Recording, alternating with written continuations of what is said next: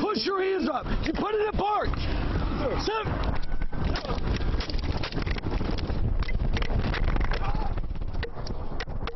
Well, it's hard to forget this video. In fact, it's really hard to watch it. Seminole County Deputy Aaron Blaze dragged by a suspect during a traffic stop.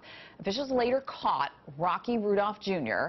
A judge has denied him bail. This happened yesterday in court. Rudolph facing multiple charges, including attempted murder of a law enforcement officer. And this morning, we're joined by Seminole County Sheriff Dennis Lima to brief us on what happened Saturday and how the deputy's doing now. Great to see you. Thank you for being here this morning. Yeah, thank you for having me. Deputy Blaze is doing well considering. He has a concussion. But his situation was very dangerous, and I guess it gives the public a reflection of how dangerous this is of an occupation, and that no traffic stop is ever routine. You know, we watched the most dramatic part of that video, which is extremely hard to watch. What we didn't show was how calm, cool, and collected this deputy was in the beginning of this traffic stop. It started as a very minor violation, right, for tinted windows. I tell you, Deputy Blaze embraced community policing to its fullest. And if you haven't seen the 9-minute video, I really encourage you to watch the entire thing. I mean, he is building rapport and a relationship, and even minimizes a violation of law if he says, hey, if you got small amounts of cannabis or marijuana, that's not a big deal. People have to remember that it's our job to enforce the laws that we as society create. And this is a very, very bad guy. 32 felony arrests, 18 misdemeanor arrests, 15 felony convictions, 8 misdemeanor convictions. He goes to prison, and he's got 2 guns. He throws a gun in the bushes when he runs away, and he's got another stolen gun that's found inside the car. I mean, you look at this guy's record, and this is only what we know about. There's no telling how much he's done in our community that we don't know about. If Deputy Blaze was dragged onto I-4, there's no question that this would have been a completely different turnout.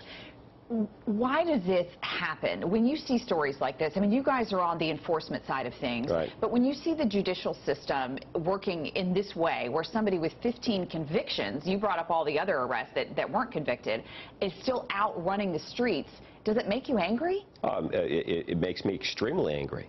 This guy has a violent past. I mean, he was on trial for a homicide. I mean, he has a long history of running from police. And I can't say it enough. When law enforcement encourages you or orders you to put your hands in the air and stop resisting, a little clue, don't try to grab the cop's gun.